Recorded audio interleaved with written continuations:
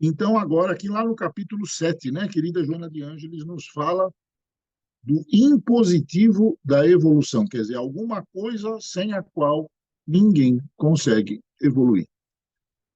E ela diz o seguinte: ei-lo em toda parte, a dor regeneradora, operária multimilenar do progresso, anatem, anatematizada e raramente bem compreendida, não cessa o seu labor e prossegue infatigável até que surja o amoldamento dos que padecem ante as suas injunções, até que ressurjam de si mesmos, logrando o progresso de si mesmos. Então, aqui, só para dar o spoiler, né?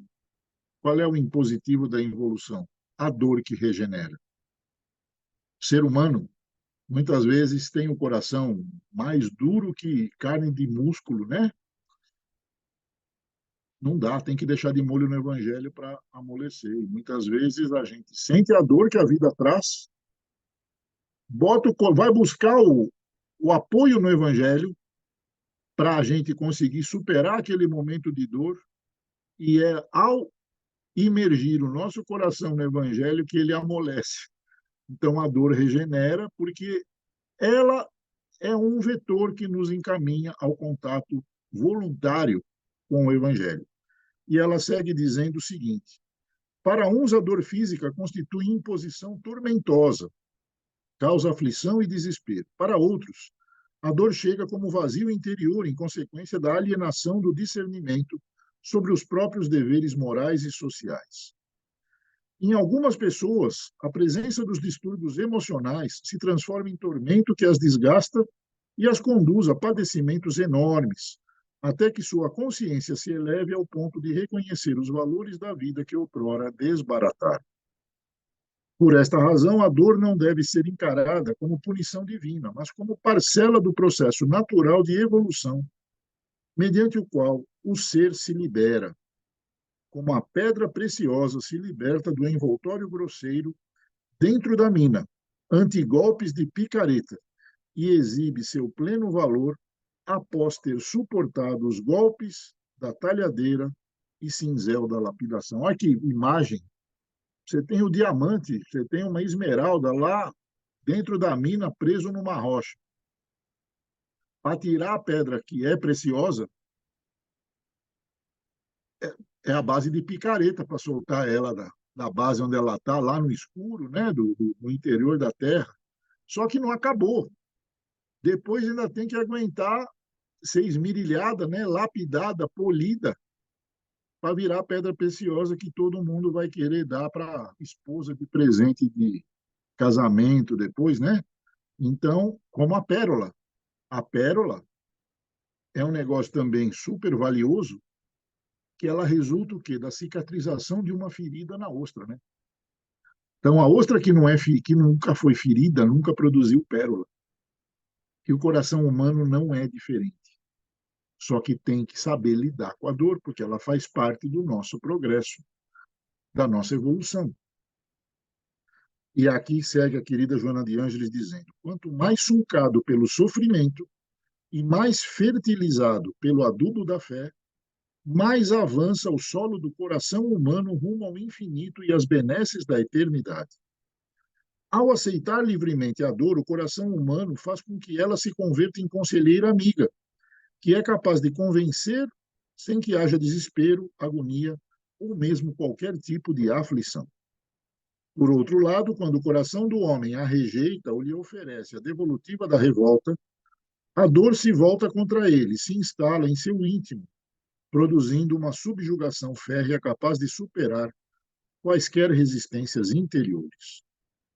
Para tornar mínima a presença da dor no curso da evolução humana, Deus concedeu ao espírito, que marcha na direção do progresso, a sublime dádiva do livre-arbítrio, e assim, mediante suas escolhas, pode escolher o caminho do amor, através do qual a alma humana pode crescer com maior facilidade. O problema da dor é o problema do comportamento do ser humano. Se ele expulsa o amor do seu mundo íntimo, é exatamente ali que a dor vai se instalar. Pois onde quer que o amor se ausente, é ali que a dor se instala. Assim, considerando, toda expressão de sofrimento se constitui em fator contribuinte da vida. Se aplicado de forma edificante, se configura como tesouro que abastece o futuro. Se desrespeitado, se transforma na falha que gera a carência para o amanhã. E aqui vou dar um exemplo, né, prático, vivido.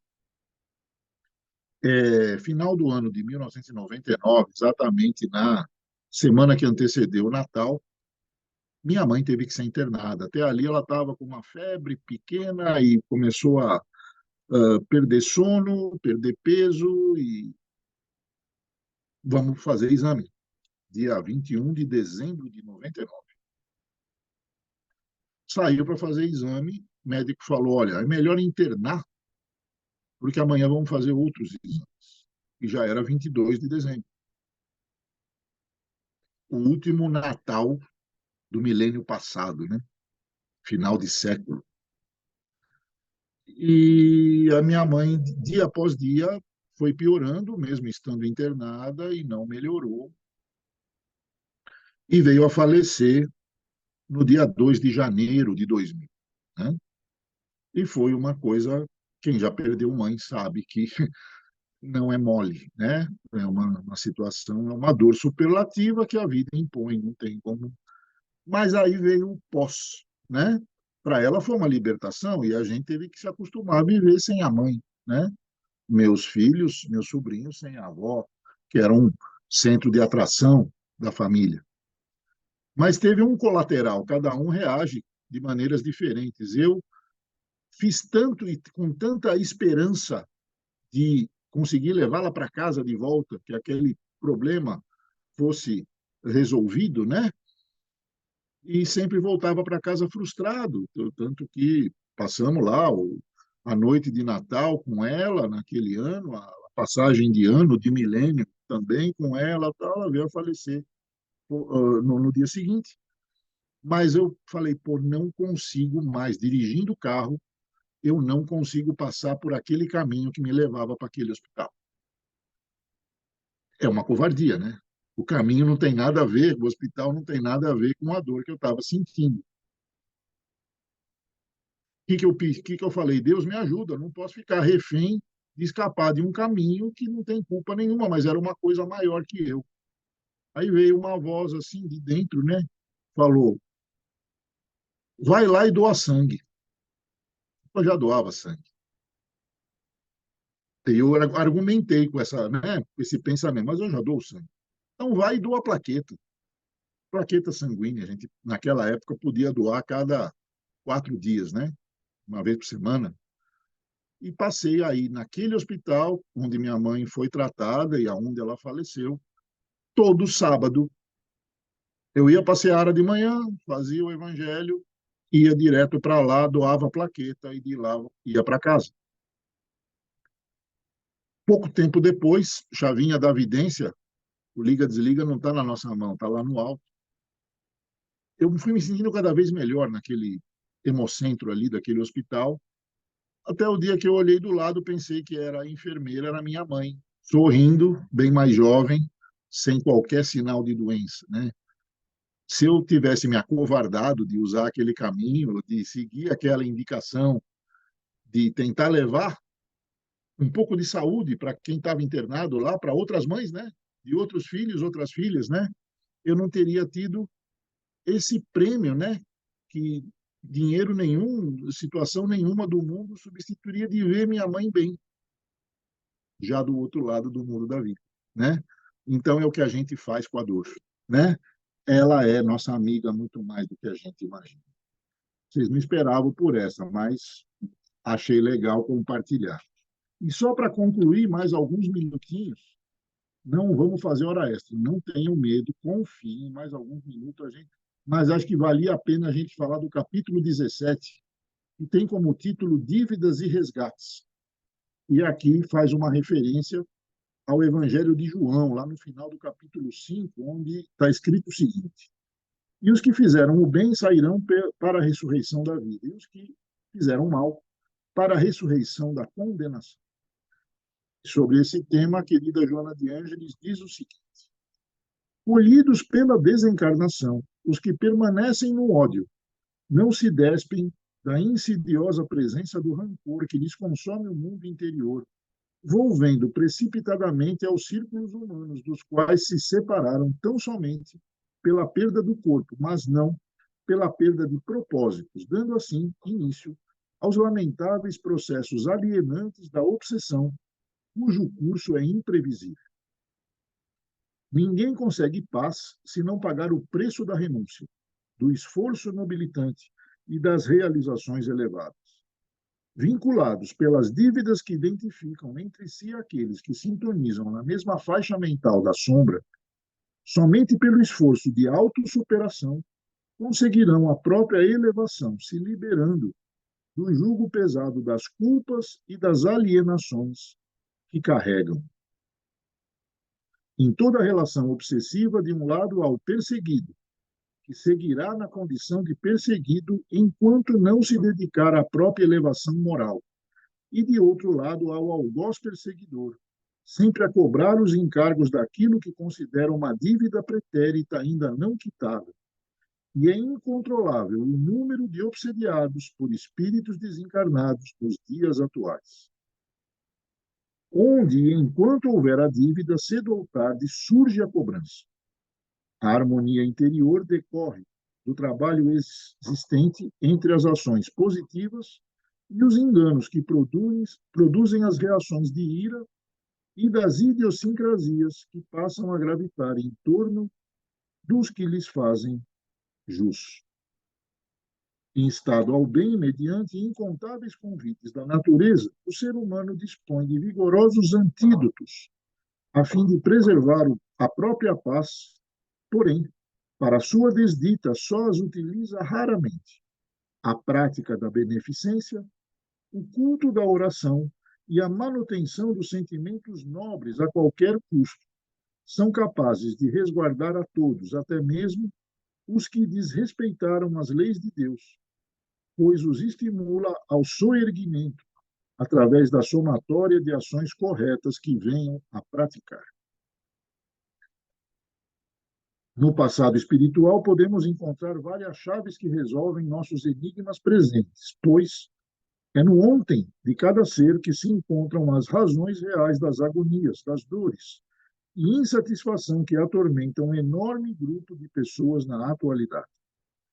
Retribuindo os assédios à sua casa mental através de pensamentos salutares, aquele que se encontra perseguido consegue anular o assédio e até convencer seu perseguidor a buscar outros objetivos. Nesse aspecto, a espiritualidade amiga exerce intensiva sustentação e estímulo para que a paz prevaleça. Oxalá compreendam os homens que as diretrizes do seu futuro derivam das circunstâncias atuais e, assim, cada ser pode construir o seu paraíso futuro a partir da abnegação, da nobreza de atitudes e do autoaprimoramento que desenvolve a partir de hoje. A dívida é sombra que segue o leviano, ao passo que o bem realizado pode ser comparado à estrela fulgurante, vencendo a densa treva da noite em triunfo no zimbório de quem a conduz interiormente. Quer dizer, cada um de nós tem luz dentro do próprio coração. Antigamente, a literatura espírita chamava de centelha luminosa, né? Uma gotinha de Deus que brilha no coração de cada um de nós todo o tempo que aquele coração pulsar. Só que muitas vezes nossas ansiedades, nossas dúvidas, nossos ódios vão permitindo que cortinas fluídicas envolvam o nosso coração, os tal dos pesos inúteis, né? E aí, apesar da centelha luminosa estar brilhando lá dentro, como é que ela vai iluminar se está com um cobertor envolvendo ela, né? Então, cabe a gente aliviar o coração, não colecionar pesos inúteis, pelo contrário, se livrar deles, né? E permitir que esse amor, essa centelha luminosa, esse pedacinho de Deus que brilha dentro do nosso coração, ilumine a nossa caminhada e também daqueles que estão à nossa volta, né? Nessa caminhada aí aqueles que Deus coloca no nosso coração.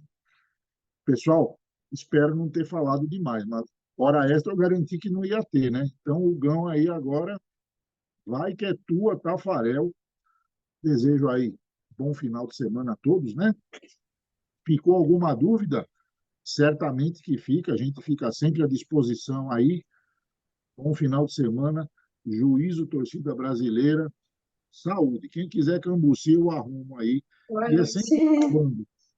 Quem quer, é facinho, tem um vizinho aí que tem vários pés de cambuci no quintal, tá fácil. Opa, pegou o Luiz aí.